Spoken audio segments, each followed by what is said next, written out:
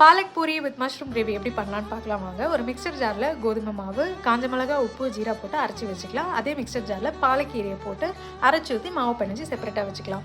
ஒரு குக்கரில் எண்ணெய் ஊற்றி கரம் மசாலா ஐட்டம் போட்டு வெங்காயம், பச்சை மிளகா, இஞ்சி பூண்டு பேஸ்ட்டு, தக்காளியை போட்டு நல்லா வதக்கி எடுத்துகிட்டு எவ்வளோ மஷ்ரூம் தேவையோ அவ்வளோ மஷ்ரூமையும் ஆட் பண்ணிவிட்டு கூடவே கொஞ்சம் உப்பு, குழம்பு மிளகாத்தூள், தனியாத்தூள், கரம் மசாலா தூள் போட்டு நல்லா கொதிக்க விட்டு 2 விசில் விட்டு இறக்கிடலாம். இப்போ நல்லா கொதி வந்த மஷ்ரூம் கிரேவியோட நம்ம அரைச்சி வச்ச தேங்காய் பால் 2 கப் இருந்து அதையும் ஆட் பண்ணி கொஞ்சம் திக்காகிற அளவு கொதிக்க விட்டு மிளகுத்தூள் போட்டு இறக்கிடலாம். இப்போ நம்ம பிணைஞ்சி வச்ச மாவில் பூரியை சுட்டு எடுத்துக்கலாம். இது ரொம்பவே ஒரு ஹெல்த்தியான காம்பினேஷனுங்க. நீங்கள் மார்னிங் பிரேக்ஃபாஸ்ட்டுக்கோ நெக்ஸ்ட் டேக்கு யூஸ் பண்ணிக்கலாம், ஒன்றும் ஆகாது. ஸோ இதுக்கு பர்ஃபெக்ட் காம்பினேஷன் வந்து மஷ்ரூம் கிரேவியில் வேணும்னா நீங்கள் பொட்டேட்டோவும் ஆட் பண்ணிக்கலாம், இல்லை வெறும் மஷ்ரூம் போதும்னா அதையும் வச்சு சாப்பிட்லாம். உங்களுக்கு இந்த ரெசிபி பிடிச்சிருந்தீங்கன்னா மறக்காமல் ஷேர் பண்ணுங்கள். டாடா.